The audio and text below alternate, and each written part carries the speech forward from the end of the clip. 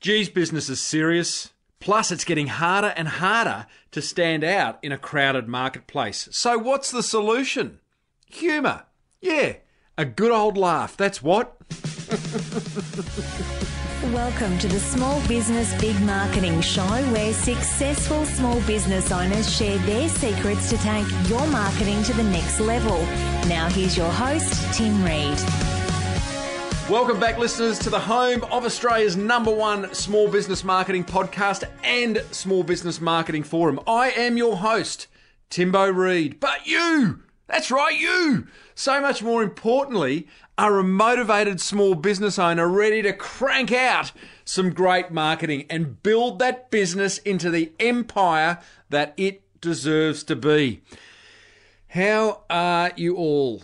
Well, I hope. Enjoying your marketing, I hope more. And hopefully, by listening to this show, you are going to take it to another level. I've got a funny show today. It's a big show. It's always a big show, I hope. But it's a funny show. It's a show all about humour. I have very special guests in Troy and Zara Swindells-Grose, who are in the business of injecting humour into business.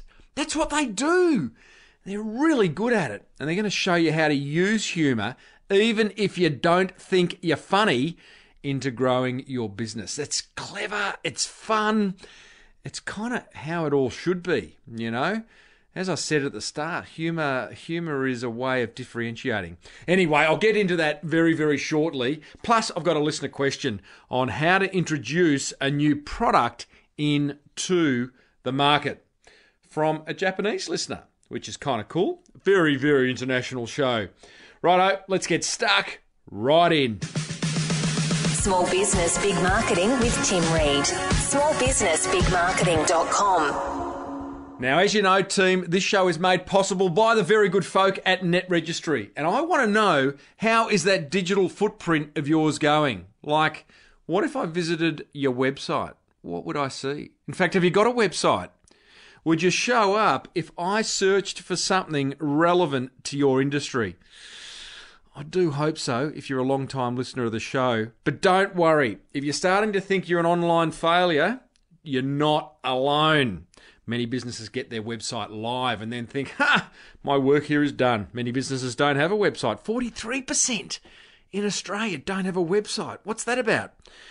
Now, fortunately, the solution to your marketing your business online, a lot closer and cost-effective than you think. Thanks to the very good team at Net Registry, who not only make this show possible, but are superstars at getting your online marketing sorted.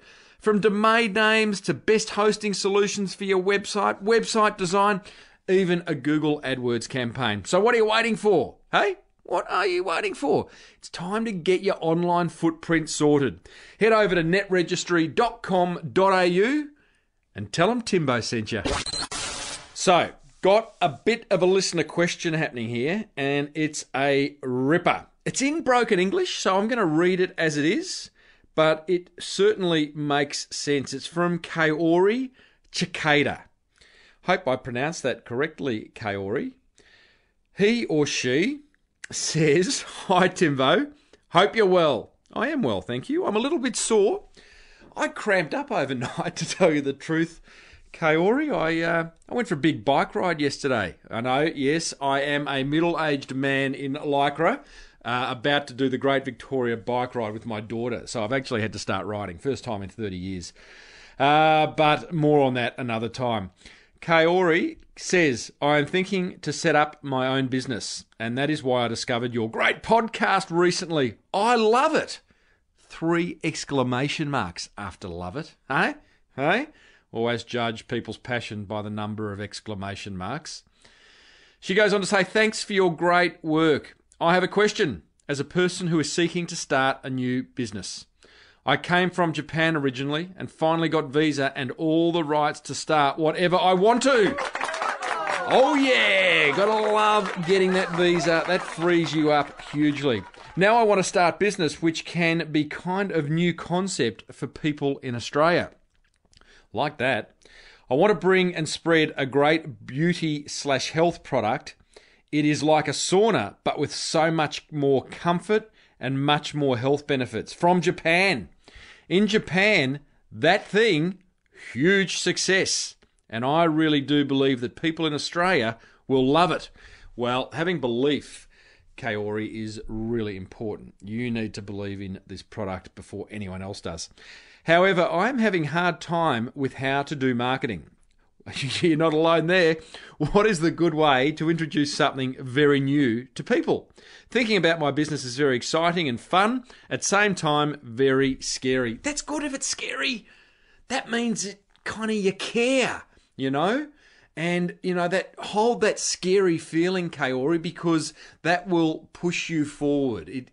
It's like nervous energy. That's what I think it is. It's not scared. Scared's when a ghost jumps out from behind the cupboard when you're getting dressed. But nervous energy is when you're excited. That's a better word. Ghosts. It's no ghosts. No such thing as ghosts. Your show has been encouraging me lots. I'm sure there are lots of listeners like that. Hope so. I would appreciate so much if you can share your ideas. Thank you, Timbo. Right, okay, Ori. So what I do, here's 5 things I do if I were you. Now, I don't know what your budget is, okay? So I'm going to assume it's modest and you don't have lots of sponduli, lots of yen, lots of Australian denaries to spend on your marketing up front. So I'm going to try and give you some ideas that will allow you to make an impact relatively, not so much quickly, but effectively. Number 1, and you've kind of done this, but decide on your positioning. I talk a lot about getting your message right first before you worry about where to put it. So decide on your positioning. Is this product about relaxing? Is it therapeutic? Is it about sports recovery? You talk about beauty and health product, but be clear on what the positioning of this sauna is in people's minds. Once you're clear on that, then go and develop your key messages for your best mates. So you've got to do the work on the brand. Your best mates, that group of people that are going to have the highest propensity to buy it, who are going to love it, and develop your key messages around them. What are those 2, 3, 4 things that when they ask about it, you are going to hit them between the eyes with, okay? The really compelling stuff. It's the hard work, but it's the important work, this stuff. Once you've got your positioning and your brand work right, and go into the Small Business Big Marketing Forum, Kaori, because there is an entire section in the classroom on helping you get clear on your brand character. Once you've done that, go and set up a basic website. Go to Net Registry and set up your website, because you are going to start, my final ideas are going to be about directing traffic to you, and in the first instance, to your website. I don't think it's a complicated website. I think I've got a home page, an about page, and very, very clear contact details. But I do think the website should have words, pictures, and video. Give people as much information as you can in order for them to go, ho, loving that sauna. Number 4, then once you've got the website, you can adapt that into a brochure and a slide deck presentation for when you go and meet with the idea that I'm going to give you in point 5. But in order to get your brochure and your presentation sorted out, go to 99 Designs and do it. Just get some beautifully designed marketing materials done, because you want to be proud of what you're about to present to your joint venture partners, which is my point number 5. Go and seek out joint venture partners, people who share similar audiences to those that you want to get in front of. Okay, so it could be builders, it could be health practitioners, it could be beauty consultants. I don't know, whatever your positioning of your sauna is going to be, go and find others that can get you in front of their customer base, their audience. You might be podcasters, it might be bloggers, it might be magazine editors, or it could be other businesses. But that gives you leverage. That instead of you going one-to-one, that allows you to go one-to-many. So, Kaori, there's 5 ideas, my friend. I do hope it works for you. I love it when I hear about a new product. Feel free to send me one. I'll try it out and certainly give it a review on the show. Hey, haven't been seeded with... there's another idea, by the way. Seed it with key people who will talk about it. P.O. Box 989, Mount Eliza, 3930. Don't think you can post a sauna, can you? Hey, that's enough. Thanks for the question, Kaori. And listeners, if you want your marketing questions answered tomorrow, go over to smallbusinessbigmarketing.com, hit the forum button and join. Become a member. Join the marketing discussion because that's where motivated small business owners hang out. If you want your marketing question answered at some point in the coming months, send me an email. questions@smallbusinessbigmarketing.com. Now, I mentioned 99 designs in that answer to the previous listener question. Now, if you need something designed, doesn't matter what it is, you've got to check out 99 Designs. This is how it works. You tell them what you need. You fill out a simple design brief and they walk you through all the questions and you choose how much you'll pay, right? Anywhere between $299 and $1,199, okay? That is basically the amount of money you pay to post your brief on 99 Designs. And it includes an amount of prize money. Most of it is prize money. You then submit your brief and you get dozens of designs, dozens of designers submitting ideas to your design contest from around the world, mind you, and you give them feedback. And that happens across a 7-day period. Then, on that last day, on the 7th day, competition finishes, you pick your favourite design, they send you the high-res files, you release the prize money. And that's it. And the wonderful thing is you get designers from everywhere looking at your design brief through different eyes. So you get lots and lots of different concepts. You'll be amazed. It is just such an incredible way of getting your marketing materials designed. So head over to 99designs.com/SBBM because that way you will get a $99 upgrade to your listing, a turbo upgrade, and it will get you on average 185% more designs being submitted. You got to love that. That's an exclusive offer just for you, the Small Business Big Marketing listener. Head over to 99designs.com/SBBM. Small Business Big Marketing with Tim Reid. Okay, let's get stuck in to today's guests. Yes, plural guests. Troy and Zara from Humour Australia. You're going to love this, guys. This is an interview in which you will discover how to use humour to grow your business. Hey, who would have thought? Hey, that telling the odd joke, putting the odd smile on the dial of your prospects could possibly grow your business. Well, seriously, it will. It does. There's not enough laughter in this world as far as I'm concerned. Everything's getting pretty serious. There's bad news after bad news. Everyone thinks that, serious, well, not everyone, but too many business owners are way too serious in the way they go about things, and there is room for humour every time. Now, Troy and Zara, they're my speaking coaches. They've helped me with my public speaking these last however many months. I got introduced to them through Brad Smith, past guest of the Small Business Big Marketing Show. How's this? Troy and Zara have performed collectively to an audience of 6 million plus, including 10,000 live radio and TV appearances. They so know what they're talking about. So I really enjoyed this, bringing this interview to you because there is marketing gold, G-O-L-D, in it. There's also a language warning in it, okay?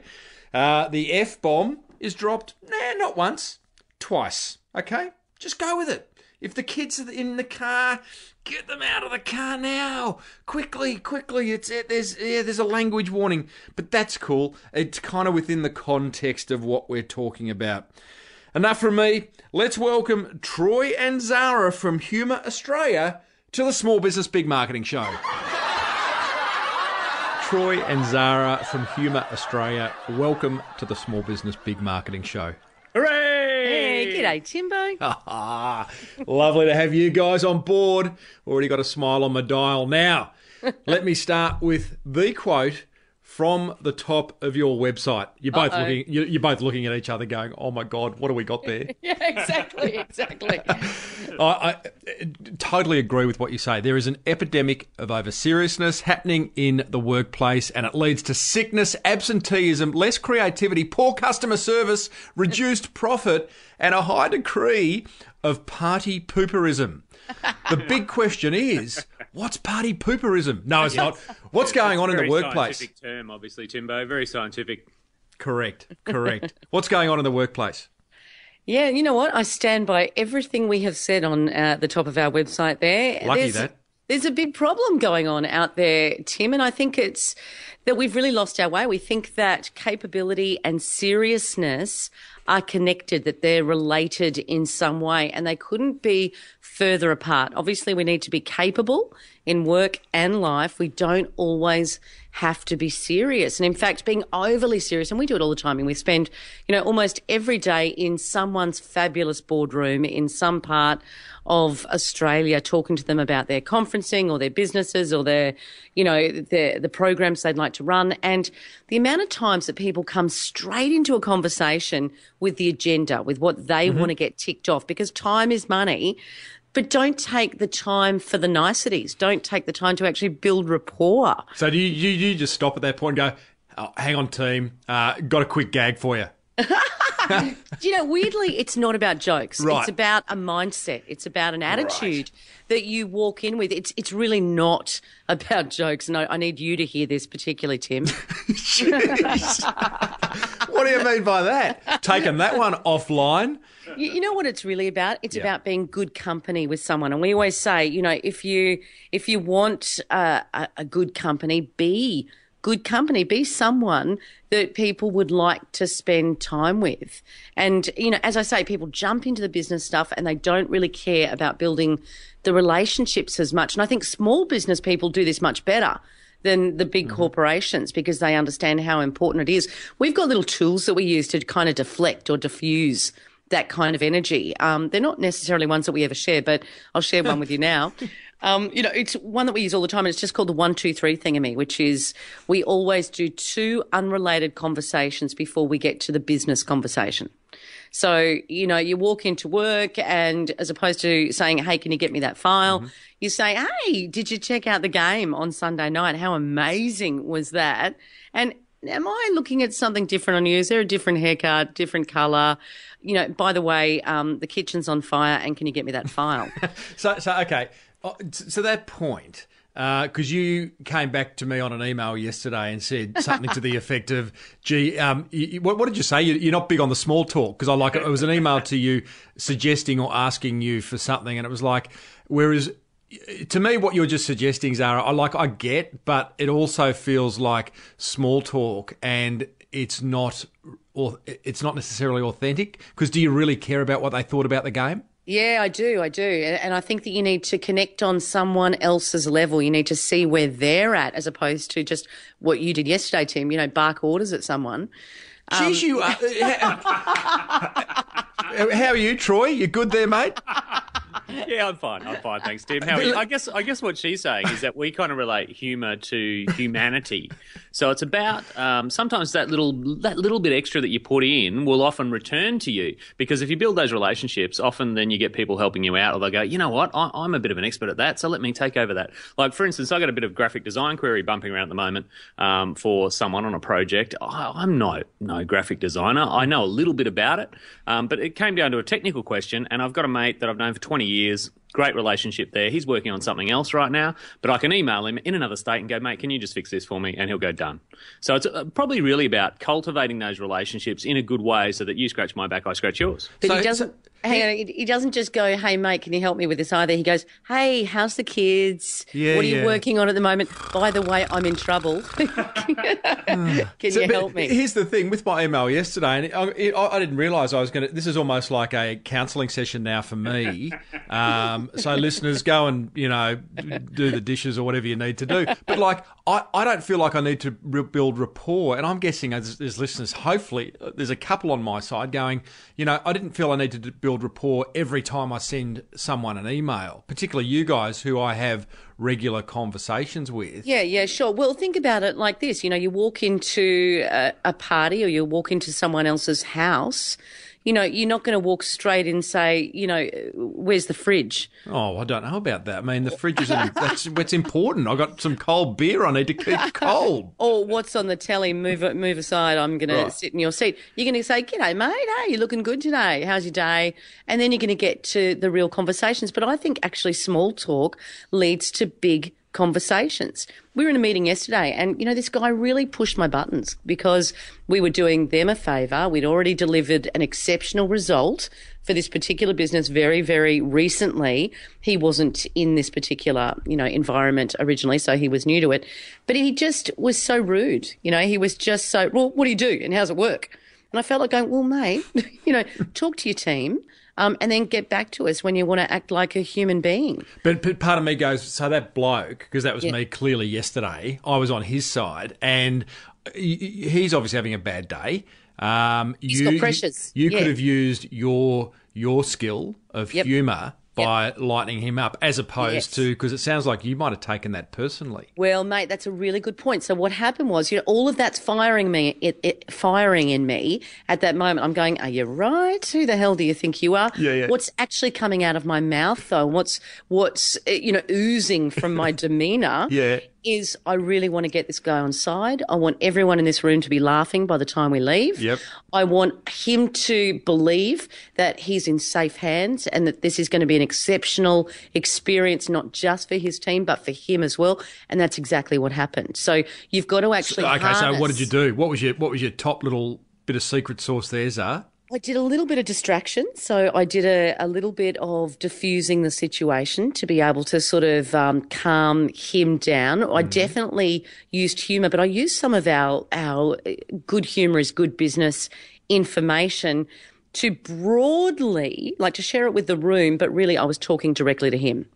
I was talking about the fact that there's a real lack of playfulness in the way that we deal with each other these days. And play is really important because when we play, we gain access to our subconscious mind, which has an incredible capacity for creativity. Now, he wants his team to be creative. He wants them to be innovative. But in many ways, we have to give people permission to be able to lighten up. Because we think that seriousness equals capability. Seriousness means I'm getting the job done. But in fact, what this guy did yesterday was he made the entire room awkward. What we did was we just let the fuse off a little bit. We just let the lid off the pot. Let them know, you know what, it's going to be a lot of fun and you're going to enjoy it. And by the end of it, he said, "So, will I get a run sheet of exactly what's going to happen?" And we went, "No." And he went, "Sounds awesome. Can't wait."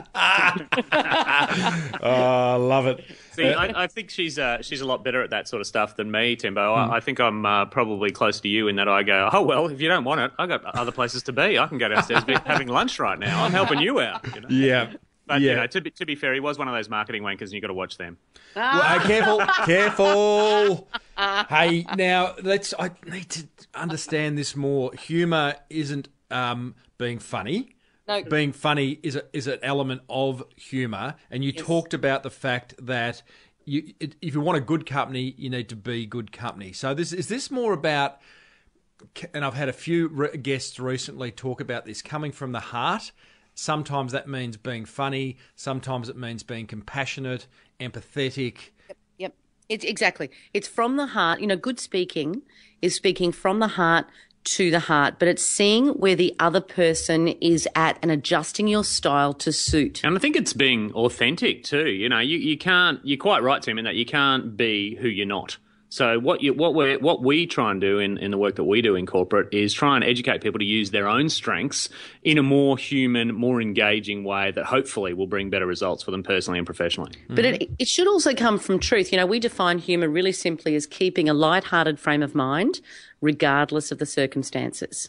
So it's really easy to remain lighthearted and upbeat when things are going well. It's more challenging, when it all hits the fan and you're under time pressures or you're dealing with difficult people, yeah? Mm-hmm. And we're all going to have to deal with them all the time. So it's putting some space between you and your reaction. Exactly what you're saying about yesterday's conversation with this gentleman. If I can contain my own critical factors, if I can calm myself down and say, you know what, this guy's just under pressure, he's concerned, he needs to be put at ease, and I don't take the tack of, wow, he's just a really rude man, and I don't want to work with him, I can reach a place where we can actually have a laugh, and that's what happened yesterday. So it's keeping a lighthearted frame of mind regardless of the circumstances, but it's also, you can turn some pretty serious conversations into some pretty high comedy sometimes. Yeah? I think you can. You got an example of that? We do a lot of, speeches and keynoting for corporate, and I share a lot of really personal stories. And I'm just trying to think of something that's true, where laughter kind of emerged from the truth. And probably the first one that pops into my head is when my dad died. Now, you wouldn't think that that's particularly hilarious, and it wasn't. I was devastated. I'd never really had a good relationship with Dad anyway. I rang him every week of my life because he wasn't part of my life. And, I'd always say to him at the end of the phone call, I love you, Dad. And he'd say, yep, all right, and hang up. And every week I'd ring back and go, I love you, Dad. And he'd go, yep, all right, bye-bye. Week before he died, I rang him up and I said, I love you, Dad. And I went to hang up and he said, I love you too. And I almost missed it, and I got the phone back to my ear and I said, oh, what did you say? And he went, yep, all right, bye-bye. Yep, all right. But when my sister called to say that he died, I found myself on my knees, as you do when you find out that somebody has gone, that for some reason you need to be on the floor. Did you drop to your knees? Really? That's kind of movie stuff. It's movie. I don't know if you've lost anyone close, have you? I have lost my dad. Okay, so I just found that the floor was the safest place to be. Yeah, right. Yeah, so I was just sitting on the carpet in my lounge room having this conversation with my sister. But one of the first things out of my mouth was a bit of light-hearted humour. Now, it was just between her and I. Now it's between everyone, but it was just between her and I. And at the time, we'd been helping Dad out a little bit financially, and my first response was, oh, well, at least we'll save some cash.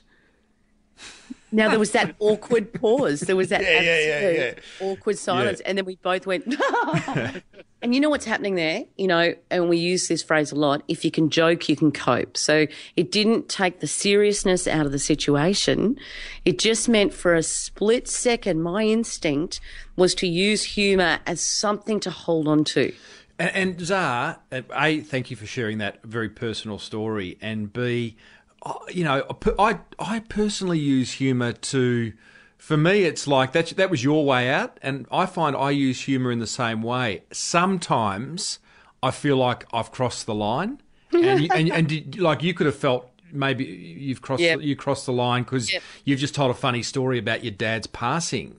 Yeah, and that line annoys me because it's like it happened recently where I was like, I thought we did something really funny. I won't go into the details, but it was like the other person just didn't find it funny. And it's like, and I've looked at it and gone, well, it's not offensive. They can't have found it offensive.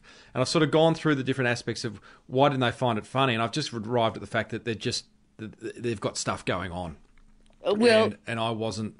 It wasn't time to laugh at me or anyone else. Sure. So you can't please all the people all the time. In a comedy audience, we teach stand-up comedy. In any comedy audience, you will have, even if you're having a great night, 95% of the room will love you, and there'll be a couple of people there that are completely indifferent and a couple of people that just hate you. And don't they have some power? And so why are we so focused on the very small percentage of people that don't like us? They tend to be the ones that we deliver everything to. So I think a few things, learn to fail or you will fail to learn, and you can't win all the time. It's with humour and comedy, it's a risk.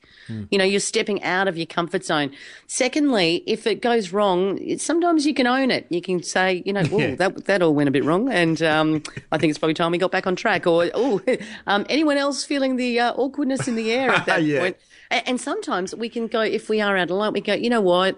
I totally understand why you would get upset by that. That was inappropriate of me. I thought that we were having a joke together, and I just didn't read the situation. Mm-hmm. But I think that's really worst case scenario. You know, what I love about humour is that it's really tied into the Australian identity. You know, if you look back through history, you look at description of the Anzacs, the forming of the Anzacs, and that whole identification of a national spirit that applies to us and also to New Zealand. Humour is a big part of that. It's always what's talked about, and that was in the face of some pretty serious stuff. You know, a lot of young men went and didn't come back in that war, and we were renowned for bringing capability to the battlefield. We were good at what we did, but also a sense of humour, a sense of lightness, even in the face of, you know, probably the worst thing you're ever going to face, which is your own mortality. Yeah, that's interesting. We did bring that. We're good at that.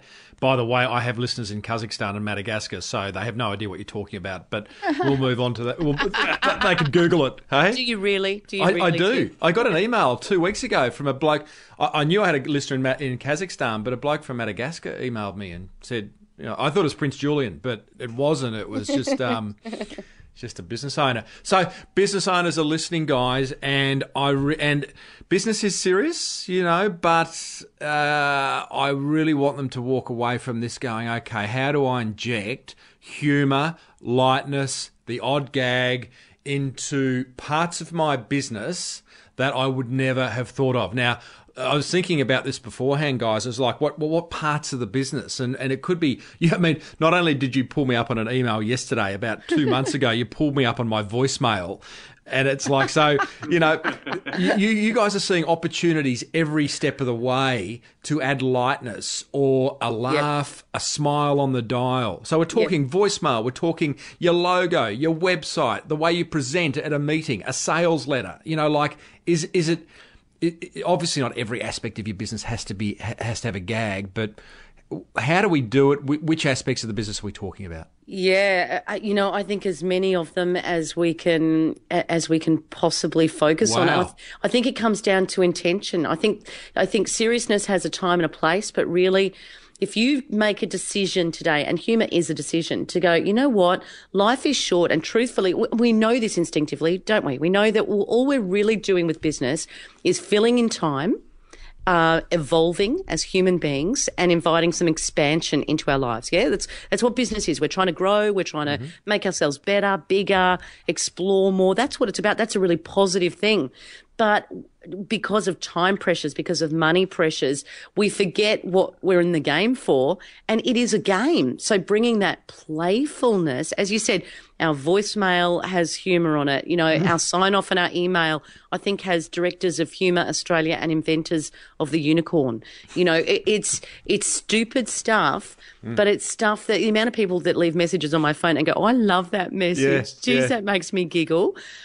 You can find opportunities for it absolutely everywhere. You know, when you go to the shops and the shop assistant says, what would you like? You say, well, you know, I'd like my own island in the Bahamas and these Tic Tacs, thanks. But for now, I'll just have the Tic Tacs. That's my little gag. Is it? Yeah. Oh, what are you after? Oh, a week in the tropics? Yeah, that's great. Beautiful. So you give them the opposite of what they're expecting, and it's that opposite, it's that surprise element that actually brings some humour to your life. But really, there's 4 steps that we use, and GSOH stands for good sense of humour. We think of it, the G is good company. You know, as I said, be good company with people. And when you do that, you don't walk in with your own baggage. You know, you kind of lighten up. Hey, what's going on with you, mate? And what's new? And that tends to spark a little bit of that rapport we were talking about. Also, get interested in people. You know, you were saying there's no time and we're busy, so let's just cut to the chase. Well, just because I just want to finish, I don't feel my counselling session's finished. What I was saying is I felt as though I had rapport and didn't need to do small talk in our emails every time. If it was someone who I hadn't emailed in a long time or called in a long time, then, you know, let's talk about the weather. But well, on that, 2 things. We do have that kind of relationship, which is why I can say something back to you and call you on it. Lucky we're not recording this. Yeah. At the same time, you know, there's also 200 other people who are also asking for things, you know, across your day. Yeah, so sometimes the way you ask, you know, it's not just what you do, it's It's how you do it that gets the result. There was this great study in the States at a restaurant chain a few years back with this waiter and a bunch of different control groups. And with the first group, the waiter brought the bill tray over with 1 mint on it, and the tip went up by 3% consistently. With the second group, he put 2 mints on the tray and it went up by 14%. With the third group, he put 1 mint on the tray, went to leave, and then like it was an afterthought, came back and went, have another mint. The tip went up consistently by 33%. Nice. Yeah, it's not what you do, it's how you do it. So get interested, be good company, keep your sense of perspective, have fun. You know, that's something. Hang on, we're back to GSOH. So Okay, G was good company. company. Sense of perspective. Look at you following along at home. That's brilliant. Yeah. It's me. It's my anal retentiveness. That's great. I missed the O then anyway. So it's good company and get interested. S is sense of perspective, yeah? So Viktor Frankl, Holocaust survivor, psychologist, was famous for saying between stimulus and response there's a space. You know, and in that space is our ability to choose, meaning between something happening and our reaction or our overreaction, there's always time to rethink it. Yeah, yes. But I think the problem with that is we become conditioned because of these time pressures, these money pressures, all this stuff that we do day to day, especially running a small business, that we've been taught that break doesn't exist anymore. I think it's become nothing or even a negative. So what you need to do is practice identifying that little moment between your stimulus, between something happening and your reaction to it, and expanding that gap, using that time a little better and a little more wisely. The amount of times that we, and we all want to respond immediately. Let's just get it done. Yep, they've asked something. Let's just respond. But the amount of times that we, as a unit in our business, write emails and put them in drafts and come back to them 12 hours later, or even that afternoon, particularly if they're prickly ones. The amount of times we change what we've written and soften things off, and that space is something that's available to all of us. There's a tool we use too, and we often share it with people, which is just the life scale. So 1 is everything's great, 10 is death. It's usually the other way, but it's 1's great, 10's death. So let's say you're in the car, you're on the way to, a multi-million-dollar meeting. Someone has said, do not be late. This guy will not stick around. You're 10 minutes late. The traffic's stuck. You're freaking out. Where is that normally for you on that scale? What does that feel like as a number? Yeah, it can feel like a 9 or a 10 sometimes. Big. Yeah, it would feel big. It'd feel big. But relative to death, 2. Yeah. So how do you put the space in? How do you change it? How do you get from a 10 to a 2? It's generally conscious thought. You've got to actually do the work. And people think being good-humoured is actually easy. It's work. It's constant consciousness to be able to do it. But if I'm in a car, I'm freaking out, I'm at a 9, I can say, all right, I'm at a 9. So I've got to acknowledge where I am right now. I'm at a 9. I'm out of my mind. Yeah, I'm not thinking straight. I'm not going to be safe on the roads, and this is bad for my health and bad for the world. So I'm at a 9. How do I get to a 7? Okay, well, Go to the pub. Yeah, I'm stuck in the traffic, but maybe that could help. That's one thing. Just get out of the car and walk away. Like Michael Douglas in that, what film was that? Falling down. I don't think that ended well, though. No. So how do I get to a 7? I just kind of think to myself. I logic myself out of my drama by saying, you know what, everyone's late once in a while. Maybe they're late. Maybe it's an opportunity to actually share the entire disastrous story, get them on my side. Now I'm at a 7. Okay, I've just put a little bit of distance between me and the big number. If I'm at a 7, I can get myself down to a 5. If I'm at a 5, I can get myself down to a 3. And actually, I can do that in about a minute and a half. Yep. And then my big one there would be, because I am a bit of a fatalist, and it's like, it was meant to be. I don't do it that easily, but that would be me getting, I'd get to the 2 by the time I say to myself, you know what? I don't think I'm meant to be getting this job, or if I'll go through it and I'll get there, but if I'm late, I'm late, Yeah, well, that's a skill, mate. That's a real talent, because And I think you've really hit on it too, Zara, in that it does take practice. Developing good mental habits, like anything else, just like exercise, requires a little bit of trial and error. And don't be afraid to fail, and fail quick and move on, And when you talk about life scale, bringing yourself down from an 8 or a 9 to a 2, you're not going to do that in one jump. With practice, you'll be able to go from an 8 to a 7. And then maybe a 7 to a 6. And then maybe you'll be able to go 8 to 5, But it does take trying and retrying these techniques in order for them to click and really understand and feel them in your bones. I did something funny yesterday.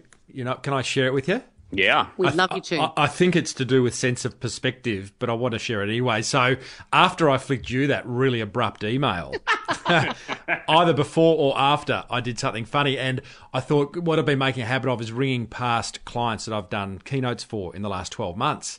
And I rang one yesterday, and very serious insect is this person, very serious. Will always cut to the chase, can't find the humour because her job is the busiest job in the world. Yeah. So I left, and I knew she wouldn't answer the phone. So I hadn't spoken to her for about 9 months, and on her voicemail, her message went beep, and then I started to sing, "You don't send me flowers anymore." Awesome. And then said, "Hey, haven't heard from you for ages," and just touching base and hope all is well. So that was kind of my sense of perspective because I knew where she'd be at because she's always flat out. I love it. But, that's a circuit breaker right there. That's a circuit breaker because she's not expecting it. It's something that it's very difficult to actually be critical in that moment because she doesn't know who's singing to her. She hasn't called me. She hasn't called me back. But But you know what's great about that too is it was good for you, Tim. I think that humour. We're so focused on making things right for the other person so often. I think you're really good at this. You do have a playfulness towards life, and I think that the happier we can make ourselves, the more pleasant we are to be around anyway. People want to do business with people they like. People want to do business with people who make them feel good, and that's why it's worth investing some time to do it. And I was going to say on that email, you made me laugh as a response to that because not only did you acknowledge it and own it, the next email, because you said, I don't want to talk about the weather, you gave me a full-page rundown on the weather. You made me laugh out loud. Like, I absolutely loved it because you got it. and then you didn't respond to that, and then my initial thought is like, oh, geez, have I crossed the line? Does she now think I'm overplaying the gag? No. It was like, so I think I won that. Wasn't the header to that email cloudy with a chance of... It was a swear word. Of meatballs. Cloudy with a chance of meatballs. I responded. I just didn't respond to the weather because I thought with that little component of our day was maybe done. And then I'm going like, oh, man, is this now a lifetime gag where every time I speak to Zara or Troy, I've got to speak about the freaking weather? Well, with comedy and humour too, sometimes knowing when to get out is a really good thing. We've had our moment. We don't have to drag this on. I mean, that's what comedy is. You can love a comedian, but if a comedian dribbles on for one or two sentences after the tag of the joke, after the punchline, we don't laugh as hard. So it tends to be good comedians, and Seinfeld's an absolute genius at this, is economy. Being able to, and that's why you can't use time as an excuse not to build rapport with people because you can actually do it in 15 seconds, or 5 seconds, and then get back to the business in hand. Yeah. So good company, get interested, sense of perspective, put some space between you and the drama. O used to stand for optimism, but we've actually updated it to being an optimalist. That's a new word. It's a new word. It's a new word. Yeah, it comes out of the School of Positive Psychology, and I guess everyone probably knows what the difference between an optimist and a pessimist. I can sum it up for you like this, Tim. Yes, yes, Professor Troy. Well, there was a family, and they had twin boys, and they were concerned that one was growing up as an optimist and one was growing up as a pessimist. So they took them along to see a child psychologist, which frankly was useless because the psychologist was only 3. No, that's not the joke. Anyway, they took these boys along, and they said, "Look, we're concerned. One is an optimist, one is a pessimist." And the doctor said, "Very interesting. Well, allow me." And he basically took the boy who was a pessimist down the hall into another room that was filled with brand new shiny toys. And the boy looked around the room and then started crying. The doctor thought, this is interesting. And he said, "What's the matter, son?" And the boy said, "There's all these beautiful toys, but if I play with them, I might break them." The psychologist thought, okay, that's fair enough. Come back with me. Come on, we'll go back and see Mum and Dad. He took him back to the waiting room. And then he took the boy that they thought was growing up as an optimist down the hallway again, this time into another room. And this room was piled high with horse manure. And the kid ran straight to the top of the pile and started digging. The psychologist thought, wow, this is really interesting. He said, "What are you doing up there, son?" And the kid said, well, if all this horse poo in here, there's got to be a pony somewhere. You funny guy. It's a good example. So that's that is the difference between an optimist and a pessimist. What is an optimalist? Okay, so there's also a difference, according to Tal Ben-Shahar, who's a lecturer at Harvard University, between a perfectionist. I know. You're rolling out the big ones now. I know stuff, mate. Yeah. I've read things. Yeah. So he says there's a difference between a perfectionist and an optimalist. Now, perfectionism is good. We all want to do great. Yeah, we all want to do our jobs as well as we possibly can. But there's a real problem with perfectionism is that... No humour in perfectionism? Not a lot, mate. Not a lot of time for humour or for detours. Perfectionists tend to be one note. They tend to be risk averse. Because they've got a plan. I'm at A, I'm going to B. I've got my little business plan. I'm going to get there. Nothing's going to get in my way. An optimalist knows, in fact, that that's not the way life works. So if you imagined a perfectionist journey as being a straight line, which it never is, an optimalist journey is really a big squiggly line. It swirls and we know we're starting at A, we know we're going to B, but it's not a straight line and we take detours. I call it the scenic route sometimes.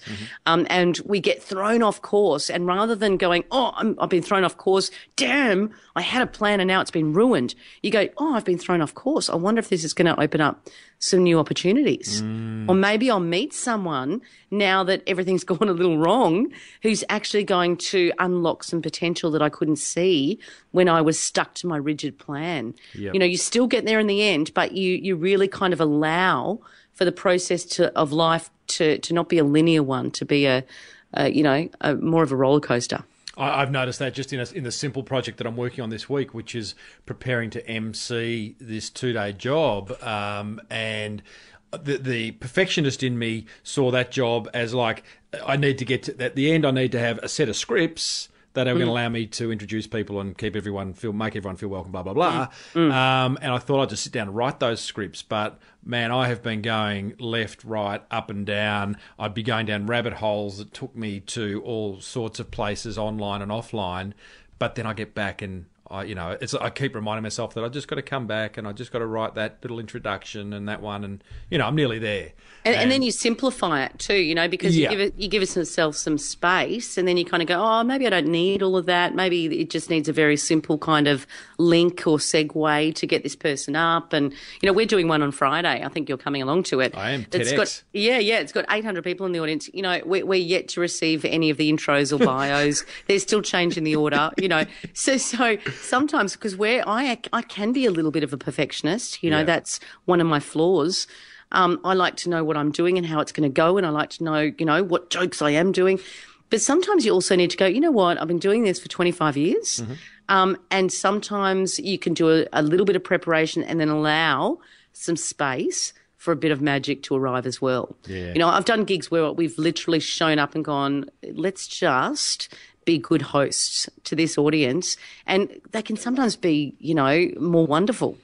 Well, I think I shared the story a few weeks ago where I had one of my biggest keynotes of the year, an audience of 500 real estate agents, and the technology, with 30 seconds to go, was not going to work. So I had no slide deck and ended up having to do a Q&A. And I was just, as you talk about being in the pocket, this is a jazz term, and I just thought I've just got to find that space, find some humour, be light about it. Because the other option was that I have a meltdown alongside everyone else that was the organizer, the tech people, the VA guy, everyone was having a meltdown. I go, well, I could either hop in their car and we'll crash. Yeah, that's right. Or as you say, lily pad the fuck out of it. And now, is that going to make sense to anybody else?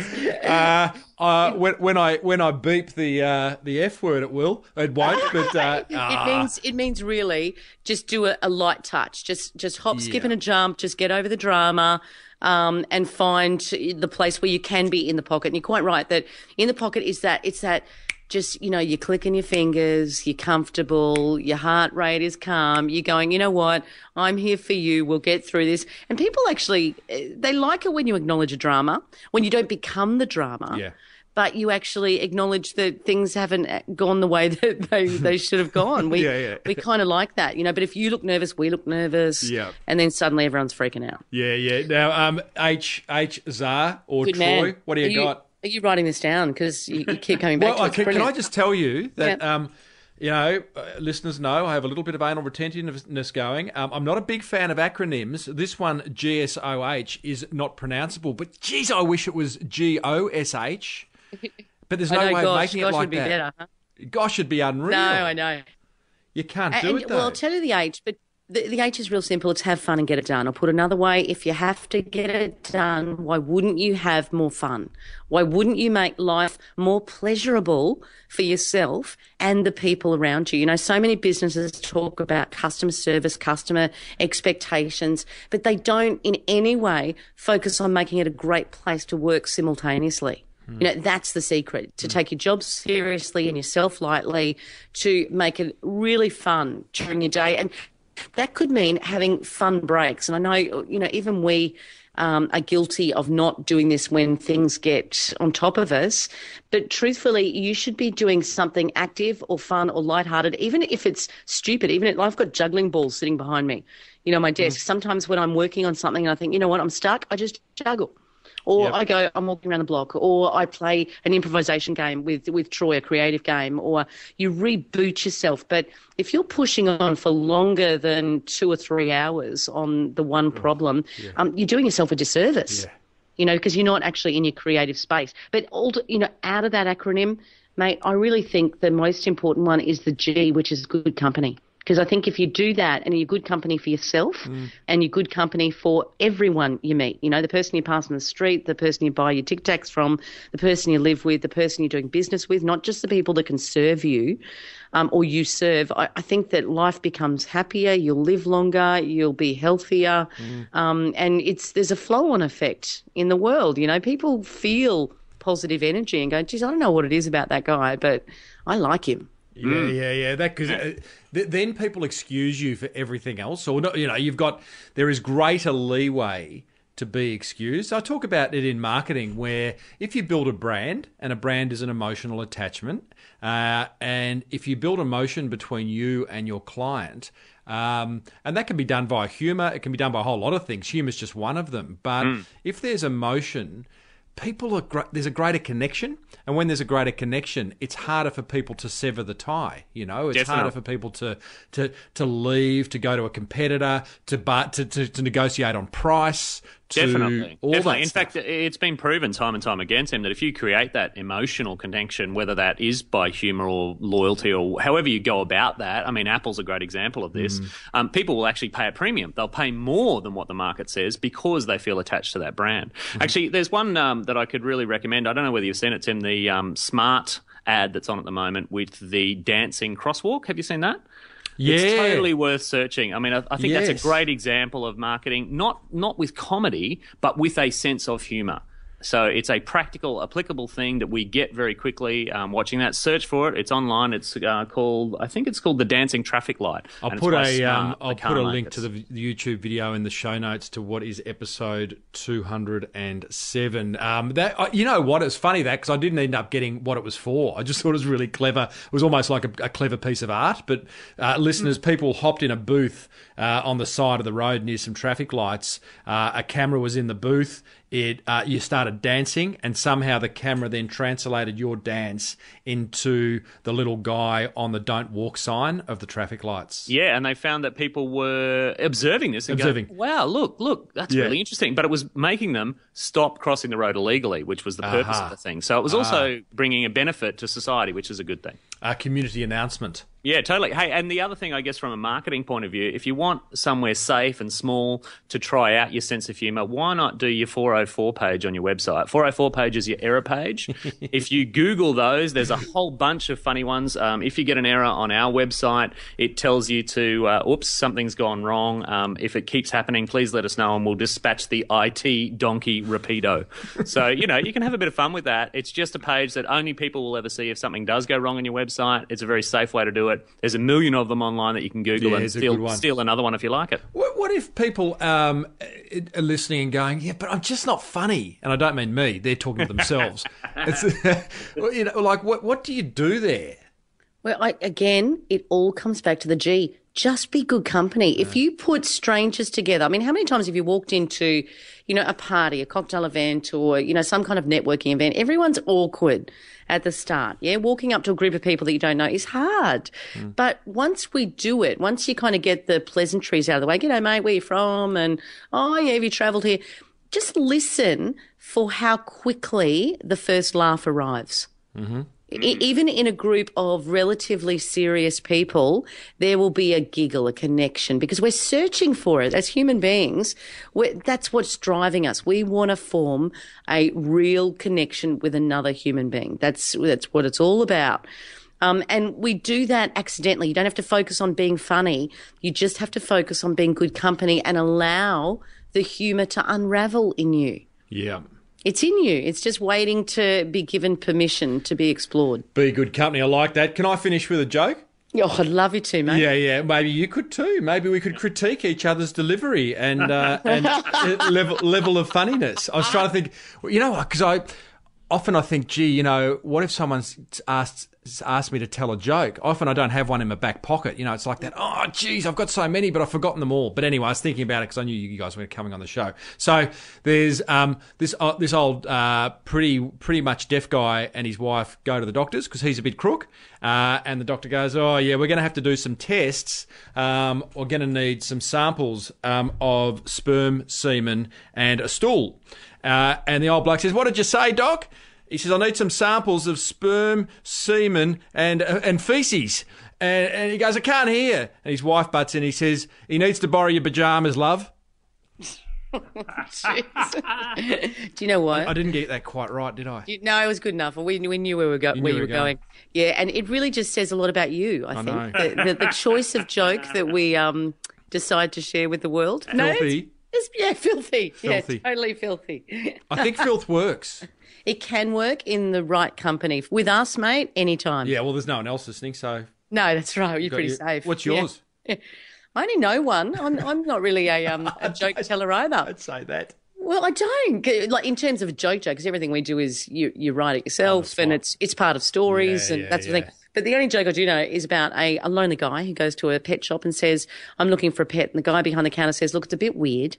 But this is a centipede and he's really talented. I think you'll find that he's going to be able to help you around the house. And the guy goes, oh, I don't know. And he said, just take him home. Just give him a go. If it's a problem, bring him back. So the guy buys the centipede and he takes him home and he says to the centipede, all right, my lounge room is a mess. You've got 30 minutes to vacuum it, clean it up, make sure there's nothing on the floor. The remotes are all, where they're supposed to be. 30 minutes, your time starts now. Go. And he comes back 30 minutes later and unbelievably, Timbo, this centipede has absolutely done the most remarkable job. So the lounge room is just sparkling. It's just perfection. And the guy grabs the centipede and takes him to the kitchen and says, well, your night's not over yet. The kitchen's a bit of a disaster. You've got 15 minutes to do the dishes and make sure it's all, I want to be able to eat off the floor.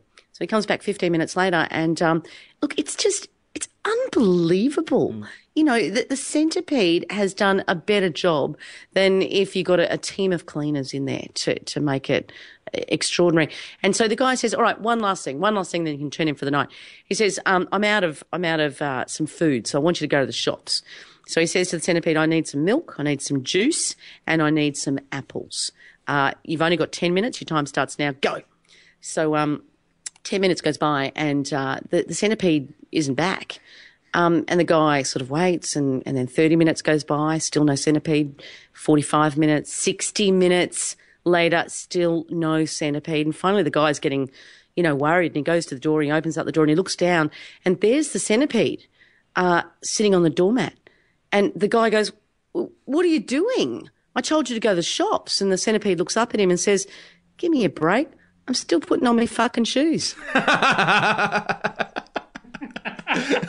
Troy and Zara, Humour Australia, thanks for putting a smile on our dial. Thanks, Timbo. Thanks, Tim.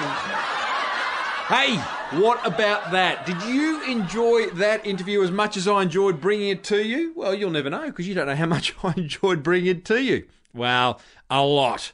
Now, thanks to Net Registry and 99 Designs, I want to share my top 3 learnings from it. And then I want you to share your learning from it by going over to the show notes. More on that in a minute. Number 1, your capability does not equate to how serious you can be. Oh, I love that. Zara was full of great quotes, wasn't she? But how often do you see people trying to prove how capable they are by being incredibly serious, okay? So observe yourself. If that's you, maybe just factor back the seriousness and inject a bit of humour. And as Zara says, you don't have to crack gags in order to be humorous. That takes a bit of pressure off, huh? Number 2, want a good company? Then be good company. Love that too. I like the idea that if we can establish rapport with the people we're doing business with, whether it be a prospect, an existing client, a supplier, the media, your staff, whoever it is, then can't help but think everything else falls into place a lot easier. I know it's not that simple, but boy oh boy, if you do establish rapport, then the idea of just life becoming a little bit easier, people giving you a little bit more leeway, I think you'll find that will happen. Top 3, third learning, start to look for ways to inject humour into your business. I love the idea of looking at all your marketing touch points and just set yourself the challenge once a week. Where can you inject some humour? It might be your voicemail. It might be your 404 error messages. I'll put error pages. I'll put a link to some examples that Troy was talking about into the show notes of this episode. It might be your logo. There's a great book, I'm going to link to it in the show notes, called A Smile in the Mind. And it is all about beautiful design that puts a smile in your mind, puts a smile on your face.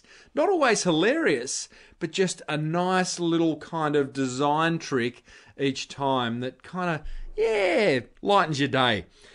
Or even your email signature. And I've got to refer to Troy and Zara's. They've got a couple of fun things in their email signature. They call themselves directors and then in brackets and communication shaman.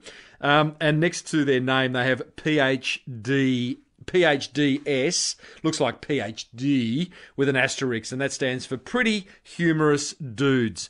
So all along the way, they're finding opportunities to be funny. Head over to smallbusinessbigmarketing.com, look for episode 208, not 207, as I said during the interview. Look for the show notes and leave a comment of one of the learnings you shared. Even better, join the forum because we talk about each episode inside the Small Business Big Marketing Forum. I do hope you enjoyed that as much as I enjoyed bringing it to you. And don't forget, have a laugh. Well, team, that brings us to the end of episode 208 of Australia's #1 marketing show. Now, here's the thing. You want to get your online footprint sorted? Head over to Net Registry. You want to get some brilliant design done? Car wraps, business cards, logos, brochures, book covers? Head over to 99designs.com/SBBM. Now, next week's guest, another interesting person. We are going to be tackling the issue of everyone being time poor. I'm not sure that is the case. I think sometimes it can be an excuse for not getting stuff done. My guest is going to show us how to find 30 hours a month extra that we didn't know we had. What about that? Anyway, enough. You're running out of time. There's work to be done. There's humour to be created. There's laughs to be enjoyed. I hope you enjoyed this week's episode of the Small Business Big Marketing Show. May your marketing be the best marketing. I've been Timbo Reid. See you later. You've been listening to the Small Business Big Marketing Show with Tim Reid. Want more marketing goodness? Then visit smallbusinessbigmarketing.com.